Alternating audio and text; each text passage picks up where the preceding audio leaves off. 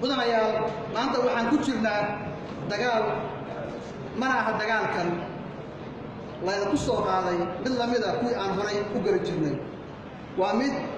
saameyn ku leh diinteenna dalkeenna jiritaankeenna iyo dowladnimadeenna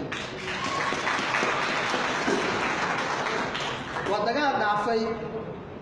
dhaafay anshaxa suuban soomaalinimada iyo jaarnimada soomaalida lagu yiqiin waa dagaal salka ku haya been argagixiso iyo isnacayb mudanayaal gobolka Sool ma aha meel ka wada dhaxaysa Somaliland iyo Puntland gobolka Sool ma aha gobol aan la garanayn cidda iska leh oo qolo walba markeeda sheeganayso gobolka Sool ma aha weel lagu dowrsado oo Hargeysa mushaar looga raadsado gobolka Sool ma aha shandad inta diyaarad laba raaco ixtiraaf lagu raadsado oo lagu baryatado gobolka Sool dul iyo dadba waa reer Puntland waxaan laga xoreyn doonaa cadowga dul hoganaya waxaan u sheegayaa shacabka gobolka Sool kuma noolaan doonaan colaan ciilqab iyo xabsiga maamulka Hargeysa haddii alla idmo sidoo kale waxaan u sheegayaa shacabweynaha Puntland tan iyo markii laascaanood la qabsaday reer Sool waxay ku jireen dulnimo cagajugleyn isku dir iyo dil joogta maantana waxaa loogu daray caburin xabsi joogta ah in la yiraahdo dalka malihiin iskaga guula sidaas darteed waxaa la idinka doonayaa inaad garab istaagtaan qorshaha soo celinta gobolka Sool ee dowladdu shacabka Puntland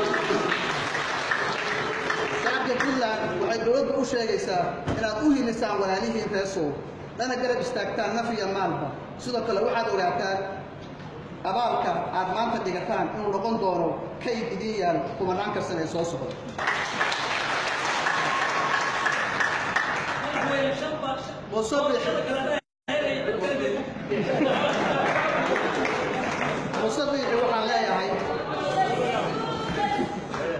musabbixi waxaan leeyahay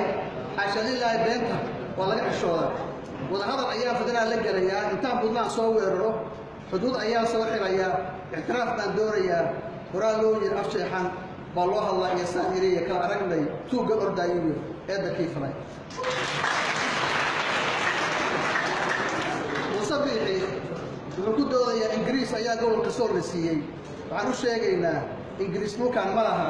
wuxuu ahaa gumaysi maalmo joogay oo aan iska xoreynay kumanaan daraawiisha iyo Soomaali kale ayaa dhiigooda u huray naftooda u hibeeyay si ay iskaga xoreeyaan heeryadaas gumaysi